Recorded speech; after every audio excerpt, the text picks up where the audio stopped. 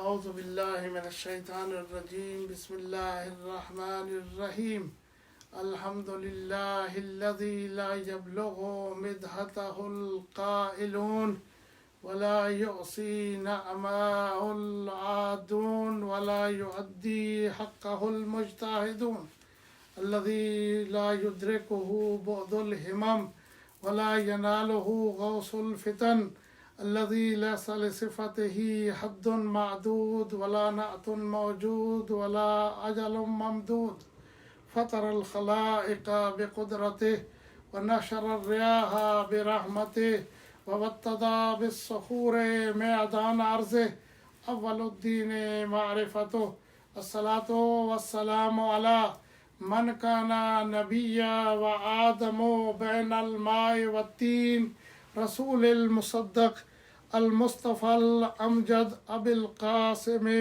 محمد اللهم صل على محمد وعلى آله الطيبين الطاهرين المعصومين ولعنة الله على أعدائهم أجمعين من يوم عداوتهم إلى يوم الدين أما بعد فقال الله تبارك وتعالى في محكم كتابه وأفضل إرشاده وقوله الحق وهو أصدق القائلين بسم الله الرحمن الرحيم إنما يريد الله ليذهب عنكم الرجس أهل البيت ويطهركم تطهيرا صلوات اللهم صل على محمد وآل محمد.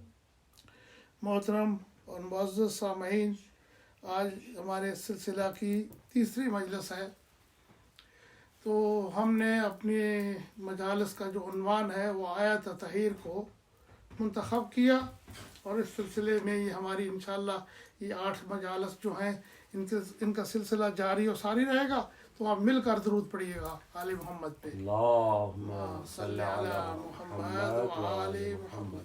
اللہ تبارک و تعالی ارشاد فرما رہا ہے، اے اہل بیت رسول، خطاب ہو رہا ہے اہل بیت رسول کو، کہ اللہ کا ارادہ نہیں ہے مگر اس کے سوا کہ آپ کو ہر قسم کے رجس سے، ہر قسم کی پلیدی سے، ہر قسم کے نقصان سے اور ہر قسم کی برائی سے دور رکھے، اور جس طرح پاک و پاکیزہ رکھنے کا حق ہے اس طرح پاک و پاکیزہ رکھے۔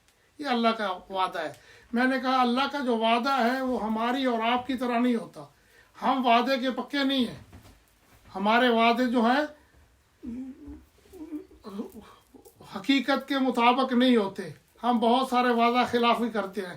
ویسے تو اسلام میں اللہ کا حبیب فرماتا ہے کہ مومن کی 3 علامتیں ہیں، مومن کی 3 علامتیں ہیں، جب بولتا ہے تو سچ بولتا ہے، جب اس کو امین بنایا جاتا ہے امانت میں خیانت نہیں کرتا، یہ مومن کی صفت ہے، اور ہمیشہ سچ بولنے والا ہے مومن۔ وہ اسی لیے ابو ذر کو ایک مرتبہ پیغمبر نے کہا تھا کہ اس زمین نے کسی آدمی کو نہیں اٹھایا ہوا، اور آسمان نے کسی پہ اوپر سایہ نہیں کیا ہوا جو میرے ابو ذر سے سچا ہو۔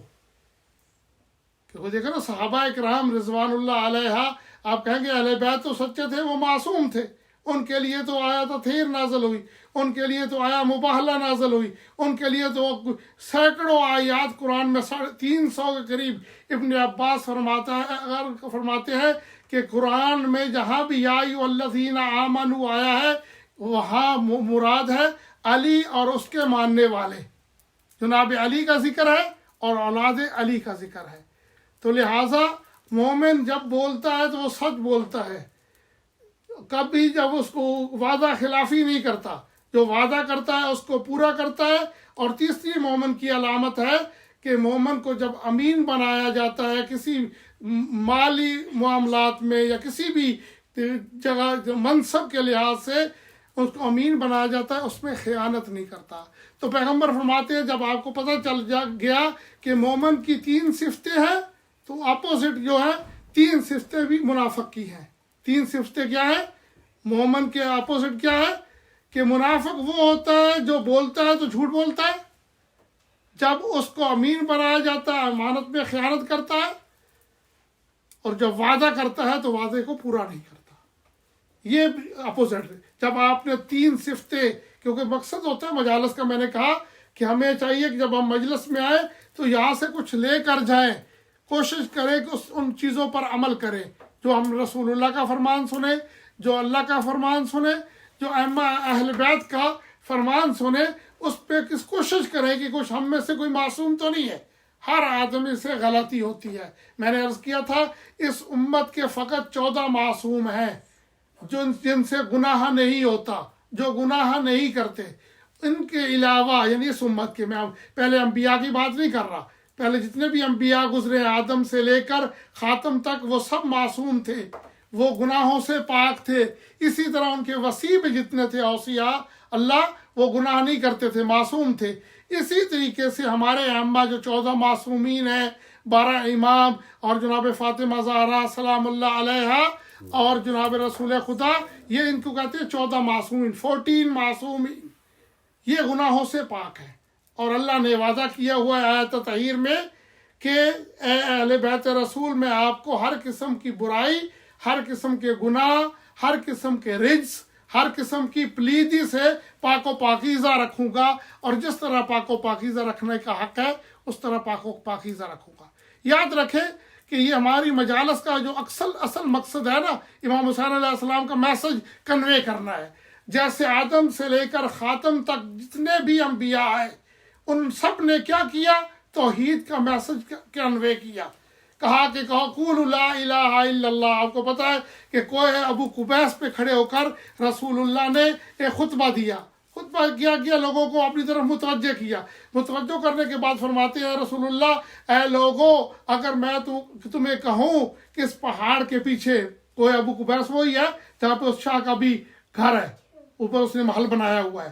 اس پہاڑ کے اوپر رسول اللہ نے کھڑے ہو کر کہا کہ اے انسانوں، میں اگر تمہیں کہوں کہ تمہارے لیے اس پہاڑ کے پیچھے ایک بہت بڑا لشکر ہے جو تم پر حملہ کرنے والا ہے، تو تم کیا کہو گے؟ سب نے کہا کہ اے عبداللہ کے لال، ہم سب آپ کی بات کی تصدیق کریں گے. کیوں؟ کیونکہ نہ کبھی آپ نے جھوٹ بولا ہے اور نہ ہی کبھی آپ نے وعدہ خلافی کی ہے. یعنی رسول اللہ ابھی نبوت کا اعلان نہیں کیا تھا، اس وقت بھی صادق اور امین کے لقب سے مشہور تھے. کیا لقب تھے بھائی؟ 2 لقب. There was 2 title. رسول اللہ کے 2 ٹائٹل تھے. ایک کیا تو صادق تھے اور دوسرا وہ امین تھے. یعنی صادق تھے کہ کبھی جھوٹ نہیں بولتے تھے. اس کے بعد کیا تھا ان کا؟ امین تھے کہ لوگ، آپ کو پتا، کافروں کی امانتیں، کافر اپنی امانتیں رسول اللہ کے پاس رکھتے تھے. تو لہٰذا اگر آج کی مجلس میں ہم کوشش کریں، معصوم میں نے کہا کوئی نہیں ہے، ہر آدمی سے گناہ ہوتا ہے، اگر ہم کوشش کریں، رسول اللہ کی ویسے تو بہت ساری صفات ہیں، اللہ کے 99 نام ہیں، اللہ کے 100 نام ہیں، 99 جو ہے وہ صفاتی ہے، ایک اس کا ذاتی ہے. اسی طرح رسول اللہ کے بھی 99 نام ہیں. سمجھا گئی؟ نام زیادہ ہے رسول اللہ کے، سمجھا گئی؟ لیکن کیا ہے، ان کا جو ٹائٹل مشہور ہوئے وہ 2 ہے. وہ کیا؟ ایک تو وہ صادق تھے، کبھی جھوٹ نہیں بولتے تھے، اور دوسرا کبھی امانت میں خیانت نہیں کرتے تھے. اگر آج کی مجلس میں عزیزوں، میرے بچوں، میرے دوستوں، بھائیوں، اگر ہم اس مجلس سے یہ 2 صفتیں اپنانے کی، اڈاپٹ کرنے کی کوشش کرے، کوشش تو کر سکتا ہے نا آدمی. لیس للانسان الا ما سعى. اللہ قرآن میں فرماتا ہے انسان کا کام کوشش کرنا ہے. والتوفیق من اللہ. توفیق جو ہے وہ اللہ کے ہاتھ میں ہے. اگر آپ کوشش کریں گے، آج سے وعدہ کریں اپنے ساتھ، اے اللہ مجھے توفیق دینا کہ میں وعدہ کر رہا ہوں کہ میں آئندہ جھوٹ نہیں بولوں گا یا بولوں گی. اور اسی طرح مرد کہے کہ میں کبھی جھوٹ نہیں بولوں گا. اور اگر کسی نے مجھے امین بنایا تو اللہ کی امانت میں، اس کی امانت میں خیانت نہیں کروں گا. تو سمپل سی بات ہے، اگر 2 چیزیں آپ نے اڈاپٹ کر لی اس مجلس سے تو سمجھ لے آپ کی بھی بخشش ہو جائے گی اور میری بھی بخشش ہو جائے گی. کیونکہ مجلس کا مقصد کیا ہے؟ میں نے کہا تھا کہ مجلس جو ہے دعوت فکر دیتی ہے، آپ کو تھنکنگ کا موقع دیتی ہے. آپ کو کہتی ہے کہ اے میری مجلس میں آنے والے، امام حسین کا یہ پیغام ہے کہ جب تم میری مجلس میں آ رہے ہو تو سوچو کہ آپ کا کردار میرے ساتھ ملتا ہے یا میرے دشمن یزید کے ساتھ ملتا ہے۔ اگر ہر آدمی اپنے مقام پر بیٹھ کر یہ تجزیہ کر لے، یہ سوچ لے، تو میں سمجھتا ہوں اصلاح ہو سکتی ہے، کردار کی اصلاح ہو سکتی ہے، کوشش انسان کر سکتا ہے۔ اللہ تبارک و تعالیٰ جیسے انسان کوشش کرتا ہے، اللہ کسی کے عمل کو ضائع نہیں کرتا، اللہ تبارک و تعالیٰ اس کو توفیق دیتا ہے۔ درود پڑھیے گا آل محمد پہ۔ اللہم صلی علی محمد وآلہ۔ لہٰذا ہماری گفتگو ہو رہی ہے آیات تطہیر پر۔ ہم نے آپ کے سامنے کہا کہ اللہ نے کا وعدہ ہے کہ وہ اہل بیت رسول کو ہر قسم کے رجس سے دور رکھے گا، ہر قسم کی پلیدی سے دور رکھے گا۔ تو حضرات محترم، ہماری مجالس جو تھی، ہم نے اس میں آپ کے خدمت میں عرض کیا، پہلی مجلس میں ہم نے اگر تھوڑا سا خلاصہ کر لیں کہ ہم نے کیا کیا بیان کیا ہے، سمجھا کہ اب رسول اللہ کی کیا ہے، رسول اللہ کو کیا ہے، انک علی خلق عظیم۔ رسول اللہ کے بارے میں اللہ قرآن میں فرماتا ہے، اے میرے حبیب تو خلق عظیم کا مالک ہے، اے میرے حبیب تو خلق عظیم کا مالک ہے۔ اللہ تبارک و تعالیٰ جب فرما رہا ہے حبیب کو شان بیان کرتے کرتے سب سے کہا کہ اے خلق عظیم کا مالک ہے۔ اگر ہم آج اس مجلس میں یہ بھی حاصل کر لیں کہ ہماری دیکھو نا، ایک انسان کا ظاہر ہے، صورت شکل ہے، اور ایک اس کا کیا خلق، جو اس کا باڈی ہے اس کو کہتے ہیں ظاہر کو خلق، کریشن، کریٹر ہے، کیونکہ ہم اللہ کی کریشن ہے، وہ خلق ہے۔ اگر جو ہمارا اخلاق ہے اس کو کہتے ہیں خلق۔ رسول اللہ کو کہا انک لعلی خلق عظیم، اے میرے حبیب تو خلق عظیم کا مالک ہے۔ تو لہٰذا ہماری مجالس کا مقصد، امام حسین نے خود کہا کہ میں کیوں نہیں کر رہا ہوں، لطلب الاصلاح لامت جدی رسول اللہ، تاکہ میں اپنے نانے کی امت کی اصلاح کروں۔ اب دیکھو حسین کو ایک ٹائٹل ہے امام حسین، آپ کہتے ہیں شہید انسانیت۔ میرے ساتھ تھوڑا سا تو بولے کہ کسی خطیب کو اگر داد نہ دی جائے نا، ہمارے کلچر میں خصوصاً خوجوں میں آدمی پڑھ رہا ہو پھر تو ٹھیک ہے، وہ بھی بس آپ کی طرف دیکھ رہے ہیں، آپ ان کی طرف دیکھتے رہیں۔ لیکن ہمارے کلچر میں، انڈین اور جو کلچر ہے ہمارا پاکستانی، اس میں اگر خطیب کو داد پڑھواتے ہیں، وہ کہتے ہیں پنجابی میں کہتے ہیں خطیب کو پڑھواتا کون ہے، مجمع جیسے اپنا شوق بتائے دکھائے گا اس کو، ایسے وہ اچھی اس کے الفاظ نکلے گے، اس کی توجہ زیادہ ہوگی، وہ زیادہ محنت کرے گا۔ یہ اگر بالکل آپ سم وم بکم ان کی طرح بیٹھے رہیں گے تو اس میں کیا ہوگا، ٹھیک ہے مجلس تو پڑھ ہو جائے گی، یہ نہیں ہے کہ میں مجلس میں مٹیریل ختم ہو گیا کہ میں پڑھ نہیں سکتا، سمجھا گئی، میں پڑھ سکتا ہوں بغیر داد کے بھی، لیکن کچھ نہ کچھ اپنی توجہ کرے، ضرورت پڑیے گا آل محمد پہ۔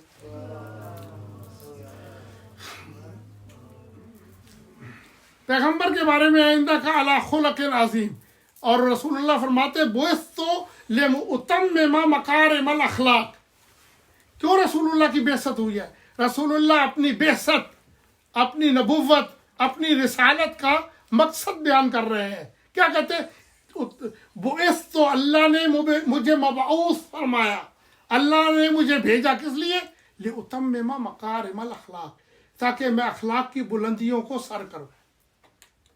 جب رسول اللہ نے بلندیوں کو سر کر لیا، اس وقت اللہ کیا فرماتا ہے، اے میرے حبیب انک علی خلق عظیم، اے میرے حبیب تو خلق عظیم کا مالک ہے۔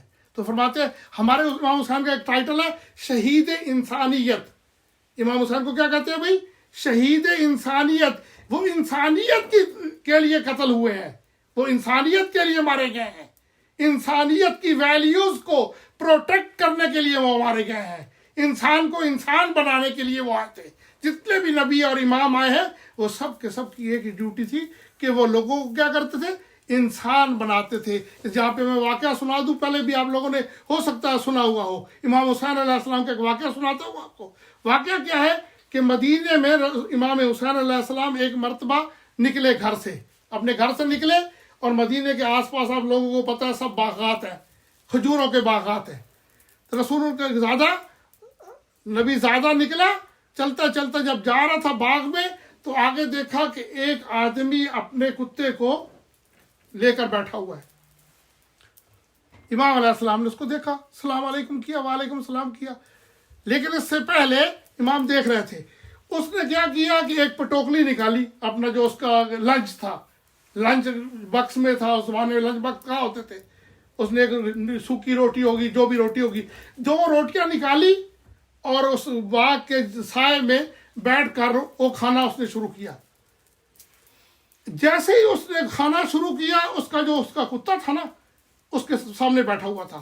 اب یہ کیا کرتا ہے کہ ایک لقمہ خود کھاتا ہے, ایک لقمہ اس کو کتے کو کھلا دیتا ہے.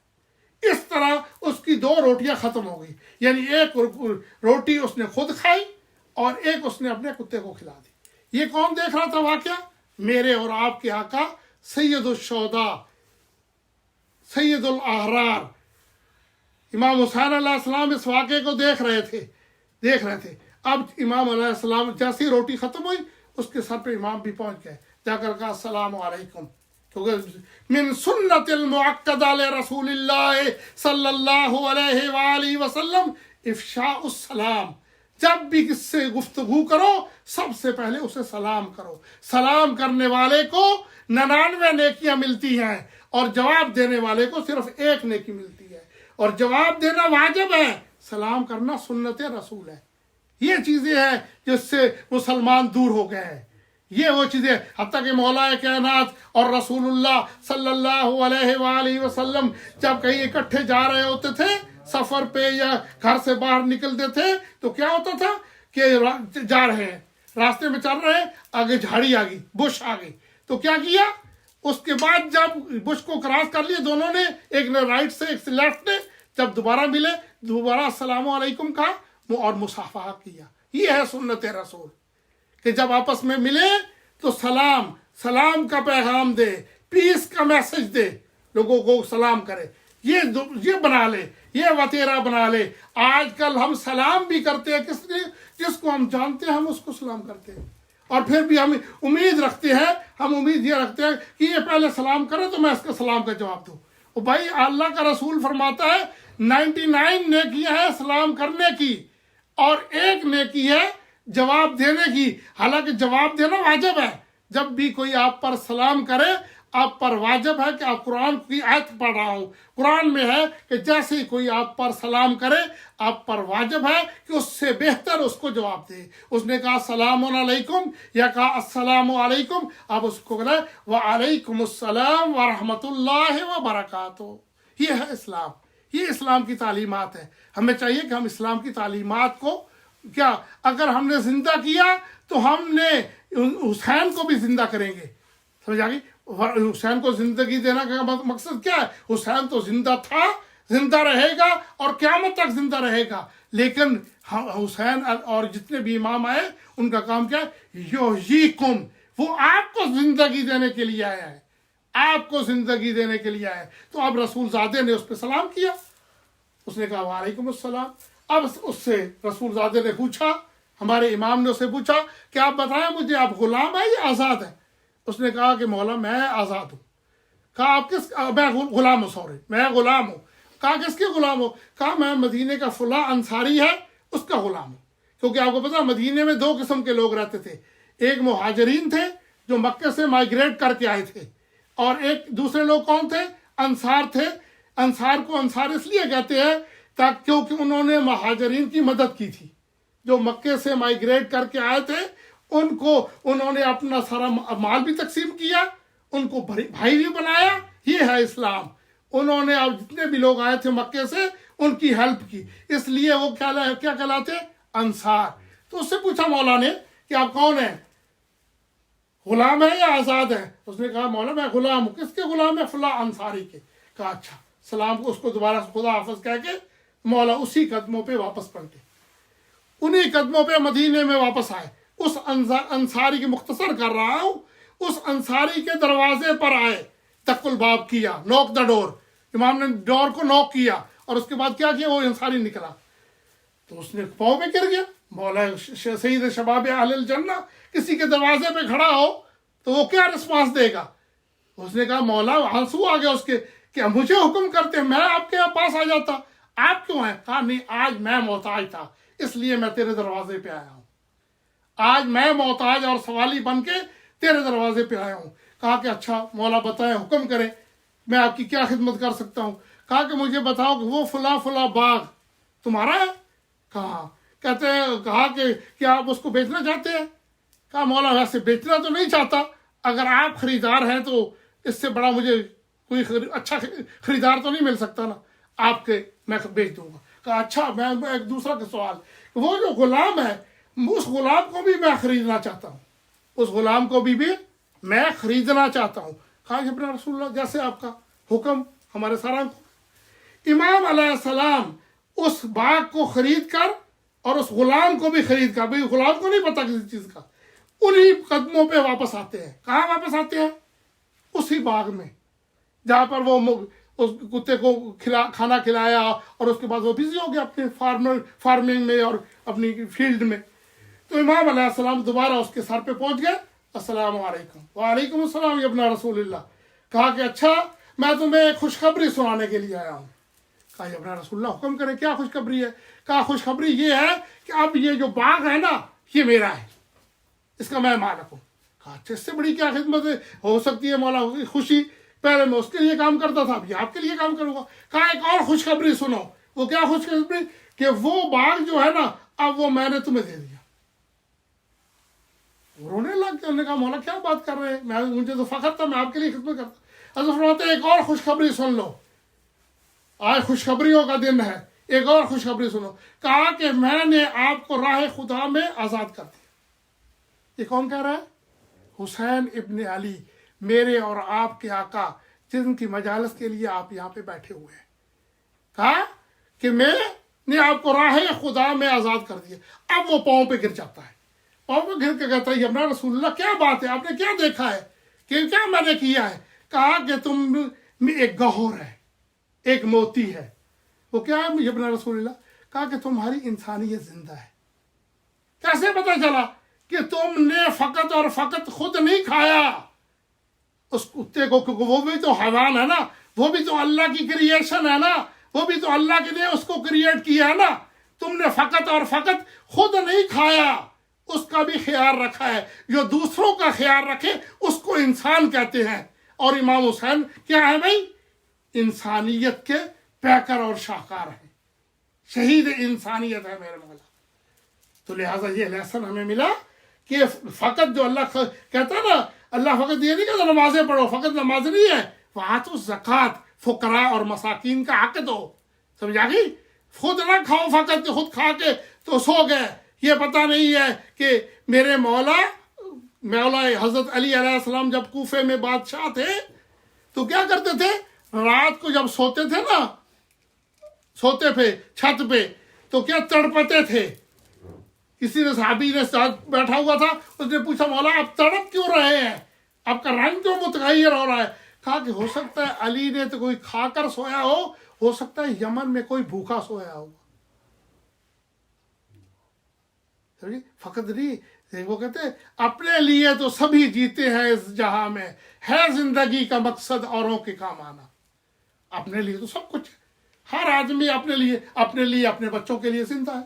لیکن نہیں، ہمیں امام حسین نے، مظلوم کربلا نے کیا میسج دیا؟ خود بھی زندہ رہو، دوسروں کی زندگی کا بھی سامان کرو، پھر تم انسان بن سکتے ہو، ورنہ حیوان ہو. بلکہ قرآن کہتا ہے بل ہم اضل سبیلا، جو لوگ فقط اور فقط اپنے بارے میں سوچتے ہیں، دوسرے کو بارے میں نہیں سوچتے، وہ کیا حیوان ہیں. آگے قرآن کی آیت ہے بل ہم اضل سبیلا، بلکہ وہ انسان حیوانوں سے بھی بدتر ہے. تو لہٰذا دعا کرے اللہ تبارک و تعالی ہمیں امام حسین کے صدقے میں، اہل بیت کے صدقے میں کیا بنائے؟ ہمیں انسان بنائے. انسان ہے تو سب کچھ ہے، انسان ہے تو انسانیت کی وجہ سے انسان اشرف المخلوق، انسان ہونے کی ناطے سے انسان اشرف المخلوقات ہے. سمجھتے ہمیں انسان جو بنایا اللہ نے، کہا ہے کہ تم اشرف المخلوقات ہو. تاج ہمارے سر پر رکھا ہے اللہ نے اشرف المخلوق ہونے کا. وہ کس لیے رکھا ہے؟ انسانیت ہوگی تو پھر ہم انسان ہیں، پھر ہمیں فخر ہے، پھر ہم فخر کر سکتے ہیں کہ دیکھو فرشتوں، تم نے کہا تھا اس انسان کو پیدا نہ کرو، یہ زمین میں خون ریزیاں کرے گا، یہ فساد برپا کرے گا. اب ہماری ڈیوٹی ہے کہ ہم نے اس وقت جو انہوں نے کہا تھا، فرشتوں نے کہا تھا کہ یہ زمین میں خون ریزیاں کرے گا، شیطان نے بھی ان کا ساتھ دیا. سمجھا گئی؟ تو اللہ نے کہا نہیں، جو میں جانتا ہوں وہ تم نہیں جانتے. اب اللہ کو، آپ کو چاہیے کہ جو اللہ اس شیطان نے دعویٰ کیا تھا اس شیطان کے دعوے کو ریجیکٹ کریں گے تو پھر تو آپ اللہ کے بندے ہیں، انسان ہیں۔ اگر اس کی پیروکار بن کر اس کے پیچھے چل پڑے تو پھر آپ کا انسانیت سے کوئی تعلق نہیں ہے۔ درود پڑھیے آل محمد۔ اللہم صلی علی محمد وعلی۔ باتیں ناراض تو نہیں ہو رہے کسی بات سے، سمجھائی کوشش کریں۔ میرا مقصد تو یہ ہے نا کہ ہم یہاں پہ اکٹھے ہوں، کچھ سیکھیں، کچھ سیکھ کر جائیں، اور جب سیکھیں گے تو اس کے بعد کیا ہے، اس پر عمل کریں، عمل کرنے کی کوشش کریں۔ درود پڑھیے گا۔ اللہم صلی علی محمد وعلی محمد۔ ایک دو باتیں اور سن کے مجلس کو ختم کر دیتا ہوں۔ مولا علی فرماتے ہیں، مولا علی کا فرمان ہے، جناب فاطمہ زہرا کی فضیلت بیان کر رہا ہوں نا، تو اسی کے ضمن میں 2-3 جملے کہنا چاہتا ہوں، کیونکہ مرکز عصمت جو ہے نا وہ کون ہے؟ بی بی فاطمہ زہرا ہے۔ اور میں نے کہا شان جو نزول ہوا نا آیت تطہیر کا، اس کس کی شان میں ہے؟ ہم فاطمہ تو و ابوہا و بالوہا و بنوہا۔ ارے وہ کون ہے جو چادر کے نیچے تھی؟ وہ فاطمہ تھی، اس کا باپ تھا، اس کے 2 بیٹے تھے، اس کے 2 شہزادے تھے، اور اس کا شوہر تھا۔ اور علی فرماتے پیغمبر میرا چچا زاد بھائی تھا، میرا چچا زاد بھائی علی ابن ابی طالب تھا۔ ان کی شان میں یہ آیت نازل ہوئی ہے، ان کی شان میں یہ آیت نازل ہوئی ہے۔ تو ہمیں فرماتے ہیں کائنات، مولا علی کا فرمان ہے، ناراض نہ ہونا۔ کچھ عورتیں ناراض بھی ہو جاتی ہیں کہ مولانا کہہ رہے ہیں کہ ہمارے اندر نقص ہے۔ کائنات کی عورتوں میں مولا فرماتے ہیں 3 نقص ہیں۔ کائنات کی عورتوں میں یہ مقصد بیان کرنے کا یہ ہوتا ہے کہ اگر کوئی آدمی دیکھتا ہے کہ یہ آدمی یہ چیز میرے میں نقص ہے، میرے میں کمی ہے، تو مولوی کا کام بتانا ہے فقط اس لیے کہ وہ اپنی اصلاح کرے۔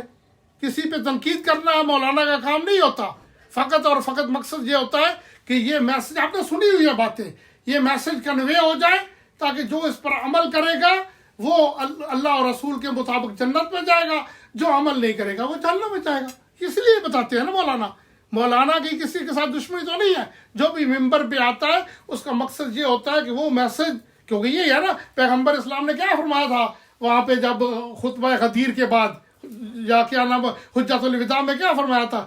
فَلْيُبَلِّغُ الْحَاضِرُ الْغَائِبَ۔ یہ میسج میں نے تم پر کنوے کر دیا ہے، تم نے پہنچا دیا ہے، اب تم سب پر واجب ہے کہ جو آنے والی نسلیں ہیں ان تک یہ میرا میسج پہنچاؤ۔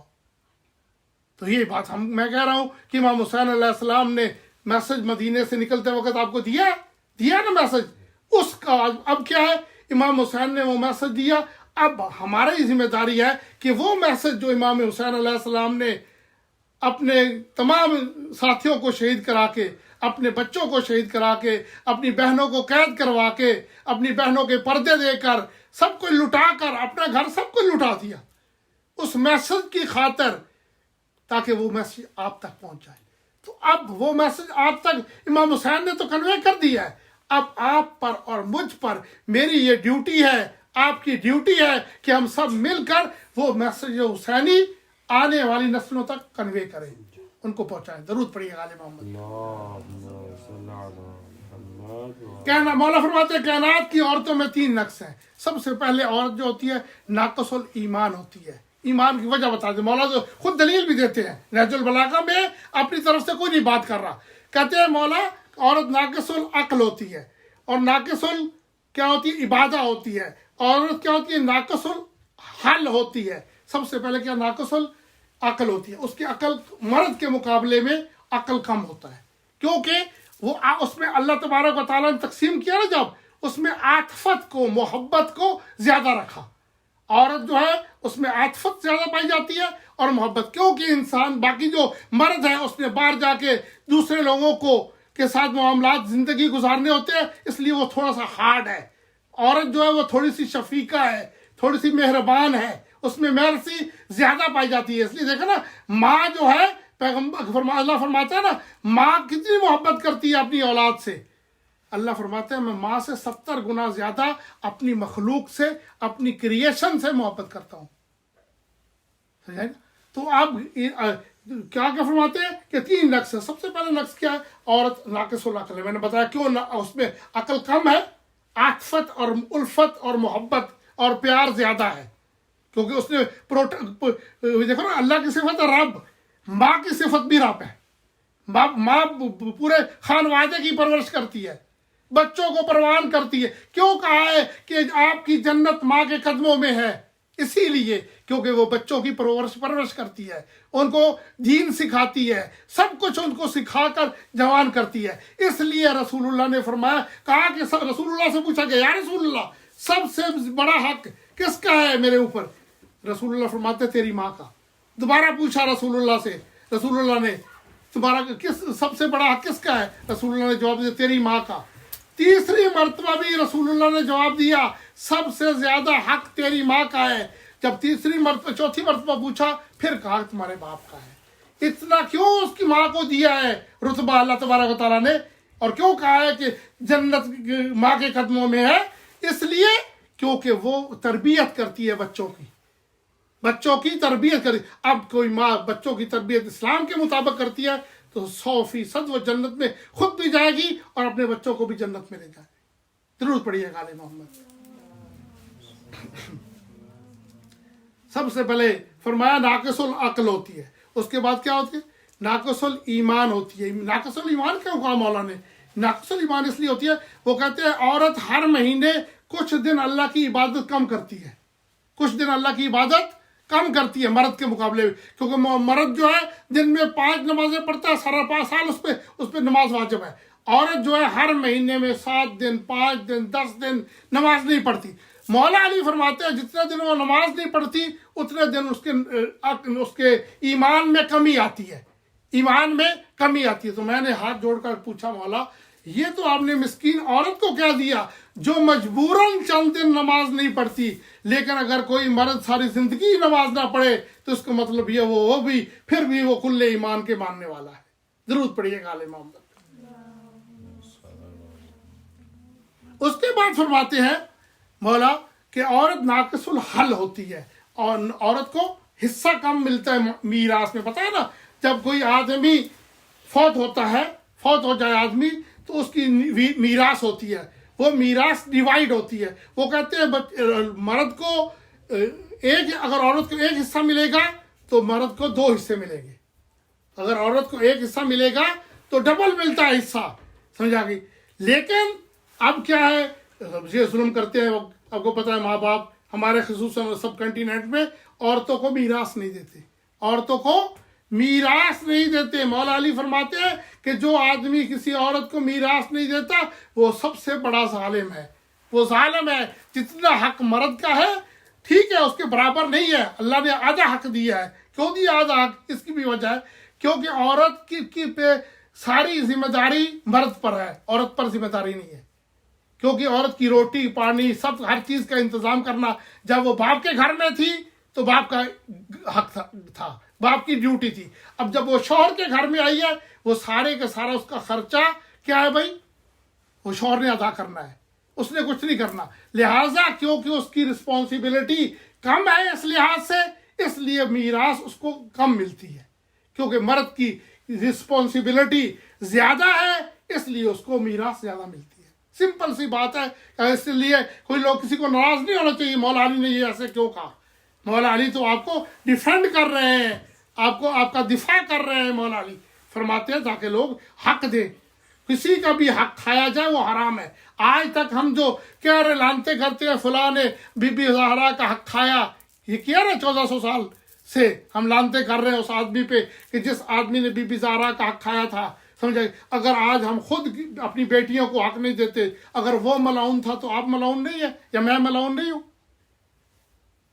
لعنت تو جو ہے جو بھی کرے گا برا کام لعنت اس کی طرف آئے گی, لعنت اس کی طرف آئے گی, چاہے وہ میں ہوں چاہے وہ آپ ہو کوئی ہو.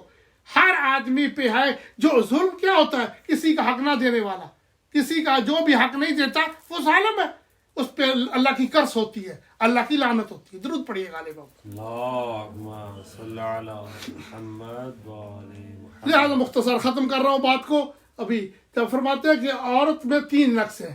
اب یہ تینوں نقص جو ہے نا یہ جناب زہرا میں نہیں تھے. یہ تینوں نقص کیا ہے؟ جناب زہرا میں نہیں تھے. کیوں بھائی جناب زہرا میں کیوں نہیں تھی؟ سب سے پہلے کہ وہ ناقص العقل نہیں تھی, کیونکہ ناقص العقل ہوتی تو پیغمبر اپنی رسالت کی گواہی کے لیے جناب زہرا کو مباہلہ میں نہ لے کر جاتے. پیغمبر کا، کیونکہ دیکھو نا اب لوگ کہتے ہیں فلاں پیغمبر کی بیٹیاں تھی بھئی، اتنی بیٹیاں تھی، 3 تھی یا 4 تھی یا یہ تھا، تو اگر وہ تھی تو ان کو مباہلہ میں کیوں نہیں لے کر گئے تھے؟ ان کو مباہلہ میں کیوں نہیں لے کر گئے تھے؟ سمجھا گئی؟ دیکھو نا ہم کہتے ہیں مولا علی کے بھی 4 بھائی تھے، 3 بھائی تھے مولا علی کے، مولا علی 4 بھائی ہیں آپس میں، کل حضرت ابو طالب کے 4 بیٹے تھے، حضرت علی سب سے چھوٹے تھے. سمجھا گئی؟ اب دیکھو نا امامت جو ہے اللہ کی طرف سے، الہ کی طرف سے منصب ہے، یہ ایسا نہیں ہے کہ جو بڑا بیٹا ہو اس کو مل جائے. حالانکہ حضرت علی اپنے باپ کے سب سے چھوٹے بیٹے تھے. سمجھا گئی؟ سب سے بڑے حضرت کیا تھے؟ طالب تھے، اس کے بعد عقیل تھے، اس کے بعد جعفر تھے، اور اس کے بعد کیا تھا؟ مولا کائنات علی ابن ابی طالب تھے. درود پڑھیں. اللهم صل على محمد وعلى محمد. اب سنیں، یہ بھی نہج البلاغہ میں ہے، یہ بھی نہج البلاغہ میں ہے کہ مولا فرماتے ہیں کہ ہاں کیا جو ہے نا 3 قسم کے نقص ہیں، لیکن جناب فاطمہ زہرا میں یہ تینوں نقص نہیں تھے. کیوں؟ اب دلیل سنو. مولا فرماتے ہیں، ایک دن رسول اللہ فرماتے ہیں مولا علی کو دیکھ کر، یا علی، اللہ تبارک و تعالیٰ نے آپ کو 3 ایسے فضیلتیں دی ہیں جو کسی کو نہیں دی، حتی انا، یہاں تک کہ مجھے بھی نہیں دی. یا علی اوتیت ثلاثا لا یعطى احد حتی انا، اے علی اللہ نے آپ کو 3 ایسی فضیلتیں دی ہیں کہ جو کائنات میں کسی کے پاس نہیں ہے، کائنات میں کسی کے پاس نہیں، یہاں تک کہ میرے پاس بھی نہیں ہے. وہ فضیلت میں اوتیت سحر مثلی، تجھ کو مجھ جیسا داماد ملا، یہاں تک کہ مجھ کو بھی مجھ جیسا خسر نہیں ملا. یہ کون فرما رہے ہیں؟ رسول اللہ فرما رہے ہیں. کس سے؟ مولا علی سے. اب پتہ چلا کہ اگر رسول اللہ کی کوئی اور بیٹیاں تھی اور وہ کسی کے گھر میں تھی، تو جب یہ فضیلت علی کے ساتھ مختص کر رہے تھے اور یہ سوائے کے مہر کا والا لکھ رہا ہے رائٹر اپنی کتاب میں، تو اس سے معلوم ہوا کہ پیغمبر کی فقط ایک بیٹی تھی. اگر کوئی اور بیٹی ہوتی اور وہ کسی کے گھر میں ہوتی تو وہ بھی کہتا یا رسول اللہ آپ فضیلت کو علی سے منسوب کر رہے ہیں، مختص کر رہے ہیں، میرے گھر بھی آپ کی بیٹیاں ہیں. کسی کا دعویٰ نہ کرنا اور صادق رسول کی منہ سے یہ اعلان ہونا اس بات کی دلیل ہے کہ پیغمبر کی فقط ایک بیٹی تھی. پیغمبر کی فقط ایک بیٹی تھی. بیٹیاں اور ہوتی تو مباہلہ میں آتی. مباہلہ میں فقط اور فقط پوری تاریخ اسلام دیکھ لو، پوری ہسٹری کو اٹھا کر دیکھ لو، مباہلہ میں اگر کوئی گئے ہیں تو وہ 5 تن پاک گئے ہیں. سب سے پہلے پیغمبر اسلام تھے، امام حسن کو انگلی کے ساتھ لگایا ہوا تھا، امام حسین کو اٹھایا ہوا تھا، حضرت فاطمہ زہرا، حضرت علی تھے، اس کے درمیان میں حضرت علی کے درمیان میں جناب فاطمہ زہرا تھی. یہ 5 وہ نورانی چہرے تھے جن کو دیکھ کر نصارہ نے کہا تھا کہ اگر آج ہم نے مباہلہ کیا تو ہم کوئی بھی نصارہ، کوئی بھی کرسچن روئے زمین پر نہیں رہے گا، ختم ہو جائے گا. لہٰذا انہوں نے ان کی عظمت کو سلام کرتے ہوئے، ان کی عظمت کو قبول کرتے ہوئے جزیہ دینا قبول کر لیا، لیکن مباہلہ نہیں کیا. درود پڑھیے گا علیہ محمد. اللهم صل على محمد وعلى. لہٰذا معلوم یہ ہوا کہ پیغمبر کی فقط ایک بیٹی تھی. دوسری دلیل وہی اسی میں سوائے کے مورکہ میں ہے. کیا ہے بھائی؟ یا علی اوتیتا زوجتک صدیقہ، اے علی اللہ نے تجھے صدیقہ بیوی دی. صدیقہ، کبھی نہ جھوٹ بولنے والی، جس کی شان میں آیت مباہلہ اتری ہے. اگر تم اپنے بیٹوں کو لے آؤ میں اپنے بیٹوں کو لے آتا ہوں، تم اپنی عورتوں کو لے آؤ میں اپنی عورتوں کو لے آتا ہوں، تم اپنے نفسوں کو لے آؤ میں اپنے نفسوں کو لے آتے ہوں، فَلَجْعَلْ لَعْنَةَ اللَّهِ عَلَى الْكَاذِبِينَ، تاکہ ہم مل کر جھوٹوں پہ اللہ کی لعنت کریں. تو معلوم یہ ہوا کہ جو بھی ان کے مقابلے میں آیا وہ جھوٹا ہے. جو بھی ان کے مقابلے میں، جو صاحبان مباہلہ تھے، یہ 5 تن پاک تھے، جو بھی ان کے مقابلے میں آیا وہ کل بھی جھوٹا تھا اور آج بھی جھوٹا ہے اور قیامت تک جھوٹا رہے گا. اور نص قرآن کے ساتھ درود پڑھیے گا علی محمد. اللهم صل على محمد. اوتیت زوجتک الصدیقہ. تو اب کون کہہ رہے ہیں؟ یہ علی کو کہہ رہے ہیں رسول اللہ. اگر اور کوئی صدیقہ تھی وہ رسول اللہ کے گھر میں تھی تو کہہ دیا جاتا ہے رسول اللہ آپ کے گھر میں بھی. کہتے کہ یا رسول اللہ آپ کے گھر میں بھی یہ صدیقہ ہے. کسی کا نہ کہنا اور صادق رسول کی زبان سے یہ کلمات بلند ہونا اس بات کی دلیل ہے کہ جناب رسول اللہ کے زمانے میں فقط ایک صدیقہ تھی، اس کا نام فاطمہ زہرا سلام اللہ علیہ. اللهم صل على محمد وعلى. تیسری فضیلت فرماتے یا علی اوتیتا الولدان الحسن والحسین. اے علی، رسول اللہ فرماتے علی تمہیں کائنات میں اللہ نے 2 بیٹے ایسے عطا کیے ہیں، حسن اور حسین، جو سیدہ شباب اہل الجنہ ہے، جو جنت کے جوانوں کے سردار ہیں. درود پڑھیے غالب محمد. اللهم صل على محمد وعلى محمد. آج 5 محرم ہے. آج کیا بھائی؟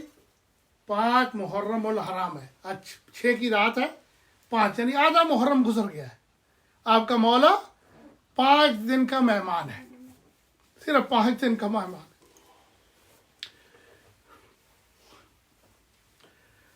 اللہ اکبر اللہ اکبر. آج میں کس شہید کا ذکر کروں؟ جناب حبیب. دیکھا نا، رسول اللہ کس کے حبیب تھے بھائی؟ اللہ کے حبیب تھے. رسول اللہ کس کے حبیب تھے؟ اللہ کے حبیب تھے. اور رسول اللہ کا کون حبیب تھا؟ یا حبیبی یا حسین یا حبیبی. رسول اللہ کا حبیب تھا حسین مظلوم کربلا، لیکن کوئی حسین کا بھی حبیب تھا، اس کا نام ہے حبیب ابن مظاہر الاسدی. وہ حبیب ابن مظاہر تھا جو رسول اللہ کا حبیب تھا. مولا نے میدان کربلا میں جب پہنچے نا 3 خط لکھے ہیں. سمجھ آگئی؟ اگر دوستوں کو خط لکھے کہ میں میدان میں کربلا میں گر گیا ہوں، میں اکیلا نہیں ہوں، میرے ساتھ میری بہنیں بھی ہیں. ایک حبیب کو خط لکھا، ایک سعید کو خط لکھا بصرہ میں. آج جو میں عرض کرنے لگا ہوں وہ حبیب کا خط ہے. حبیب کو جو خط لکھا گیا، لکھا ہوا ہے اس کے اوپر کیا ہے؟ ھذا رسالۃ من حسین ابن علی الی رجل شجاع الرجل الفقی حبیب ابن مظاہر الاسدی. یہ خط ہے حسین ابن علی کا کس کی طرف؟ حبیب ابن مظاہر الاسدی کی طرف. مولا کا خط لے کر قاصد چلا ہے کربلا سے.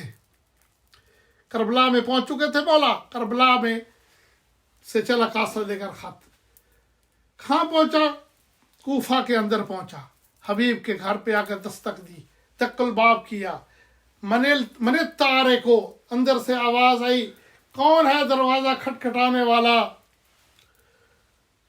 آواز دی، انا قاصد الحسین، انا برید الحسین. میں حسین کا خط لے آنے والا، میں حسین کا برید ہوں، خط لانے والا. عزادارو، یہ جب حبیب نے آواز سنی فوراً دروازہ کھولا، خط لیا، خط کو آنکھوں پہ لگایا، چوما. میرے آقا کا خط آیا، چوما اور آنکھوں سے آنسو نکل آئے. اس کے بعد اس خط کو جلدی سے حبیب نے کھولا. عزادارو اجرکم اللہ، اللہ آپ کو سوائے مظلوم کربلا کے کوئی غم نہ دے. سنو گے؟ خط کو لیا، چوما، آنکھوں پہ لگایا اور آپ حبیب کی آہ نکل گئی. خط میں کیا لکھا ہوا تھا؟ اے حبیب، میں کربلا میں دشمنوں میں گھر گیا ہوں، اگر میری مدد کو آ سکتے ہو تو آؤ. عزادارو، حبیب نے یہ خط لیا. خط لے کر اس وقت حبیب دسترخوان پہ بیٹھا کھانا کھا رہا تھا جب یہ مولا کا خط آیا. اندر لے گیا اپنی بیوی کے پاس، کہا حبیب بتاؤ کیا ہے، مولا نے کیا لکھا ہے؟ کہا مولا نے لکھا ہے کہ میں دشمنوں میں گھر گیا ہوں، اگر میری مدد کو آ سکتے ہو تو آ جاؤ. अज़ादारों, अब उस मोमना ने भी आह भरी, कहा हबीब क्या इरादा है? कहा देखो हर तरफ दुश्मनों ने घेरा हुआ है, रास्ते बंद है, मैं सोच रहा हूँ कि मैं क्या करूँ, मैं जाऊँ या ना जाऊँ। ये कहना था कि हबीब इब्न मुज़ाहिर की बीवी ने अपने मुंह को नोच लिया और थप्पड़ मारना शुरू कर दिए। कहा हबीब तुम कह रहे हो मैं सोच रहा हूँ, नवासा रसूल तुम्हें अपनी मदद के लिए पुकार रहा है।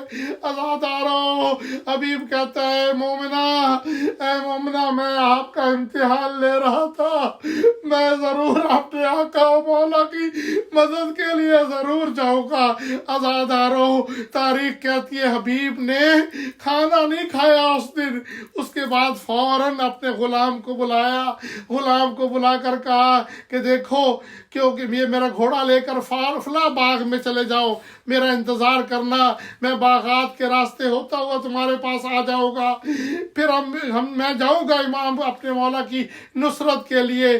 अज़ादारों सुनोगे क्या हुआ? थोड़ी देर अभी हबीब को देर हो गई आने में, तो क्या हुआ कि वो गुलाम घोड़े से कह रहा था, ए घोड़ा, अगर मेरा मौला हबीब ना आया तो मैं तुम पर सवार होकर अपने आका पर जान कुर्बान करने के लिए करबला में जाऊंगा। अज़ादारों, ये सुनना था हबीब का। हबीब ने अपने मुंह पे तमाचे मारे, कहा मौला आज आप इतने गुलाम हो गए, इतने बेबस हो गए, लाचार हो गए कि आपके हमारे गुलाम भी आप पर कुर्बान होने के लिए तैयार है। कहा अच्छा। हबीब ने कहा ये घोड़े की लजाम मुझे दो। लजाम ली, घोड़े पे सवार हुए और कहा गुलाम को, जा मैंने तुम्हें राह खुदा में आज़ाद कर दिया। हबीब का गुलाम जो था मौला के कदमों पे गिर गया, कहा कि अब जब तक आपकी अपनी ज़रूरत थी मुझे अपने साथ रखा, अब जब मजलूम करबला की नुसरत का वक्त आया तो मुझे साथ नहीं ले जा रहे। कहा मैं आपके साथ जाऊंगा। अज़ादारों, मुख्तसर करूं, हबीब अपने गुलाम को साथ लेकर कहाँ पहुंचे? मैदान करबला में पहुंचे।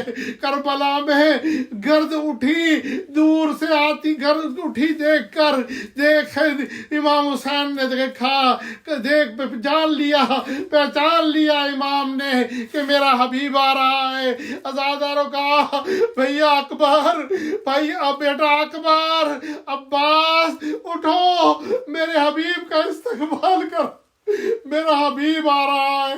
अज़ादारों, अली अकबर, हजरत अब्बास आगे बढ़कर इन्होंने हबीब का इस्तकबाल किया।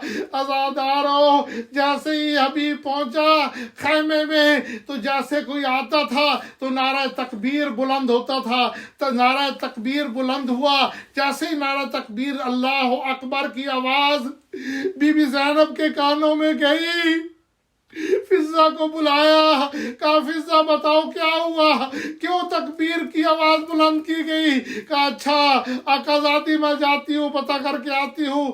फिजा आई खैमे में, जाकर पूछा, बताया गया बचपन का साथी हबीब आ गया है। अज़ादारों, हबीब का नाम आ रहा था, पूरे खैमे में खुशी की लहर दौड़ गई।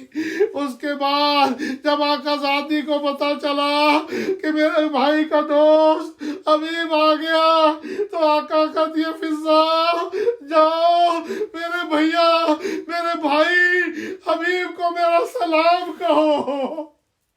अज़ादारों सुनोगे, इधर फिजा आई खैमे में आकर कहा कि बीबी ज़ैनब रसूल ज़ादी, ए हबीब तुम्हें सलाम कह रही है और कह रही है तेरा शुक्रिया, तू मुश्किल वक्त में मेरे भाई की मदद को आया है।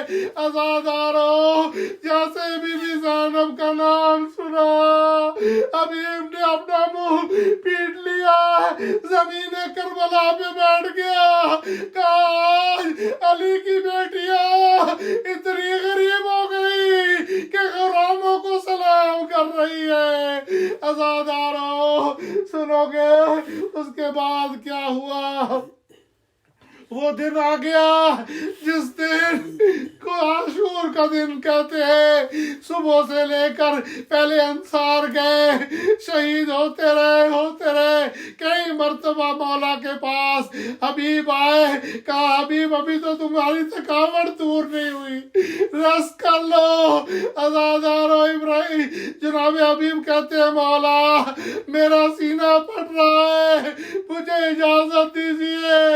عزادارو ادھر حبیب گئے, پند و نصیحت کی اور ظالموں کو کہا یہ رسول کا نواسا ہے, یہ اکیلا نہیں ہے, اس کی مستورات ہے, اس کو 3 دن کا آپ نے اس کا پانی بند کیا ہوا ہے, اس کے بچے پیاس سے بلک رہے, اس کو پانی دو. لیکن کسی نے نصیحت کو قبول نہ کیا بلکہ ظالموں نے تیروں کی بوچھاڑ کر دی. ادھر تیروں کی بوچھاڑ ہوئی, ادھر جناب حبیب نے جنگ کی. جنگ کے بعد حضرت حبیب آخری سانس تھا, گر کے جنگ کرتے کرتے پتہ نہیں 1000 کوفیوں کو شہید کیا. کرنے کے بعد جب گرے مولا کو آواز دی. مولا آپ کو پتا ہے جو بھی گھوڑے سے گرتا تھا مولا اس کے سرانے پہ جاتے تھے, اس کی لاش اٹھا کر گنجے شہیدوں میں لاتے تھے. عزادارو آئے مولا حبیب کی لاش اٹھا کر لا رہے تھے. راستے میں ابھی جان باقی تھی, مسلم ابن اوسجہ بھی ساتھ تھے. جب لاش اٹھا کر لا رہے تھے تو مسلم ابن اوسجہ حبیب جو ہے مسلم ابن اوسجہ کو وصیت کر رہے ہیں, اے حبیب. حبیب نے کہا میں تو جا رہا ہوں. اے مسلم ابن اوسجہ دونوں کوفے کے رہنے والے تھے, کہا میں اس غریب کی وصیت کرتا ہوں جب تک زندہ رہنا میرے مولا کی نصرت کرنا, آقا کی نصرت کرنا. الا لعنت اللہ علی قوم الظالمین وسيعلم الذين ظلموا أي منقلب ينقلبون. اللهم صل على محمد وآل محمد.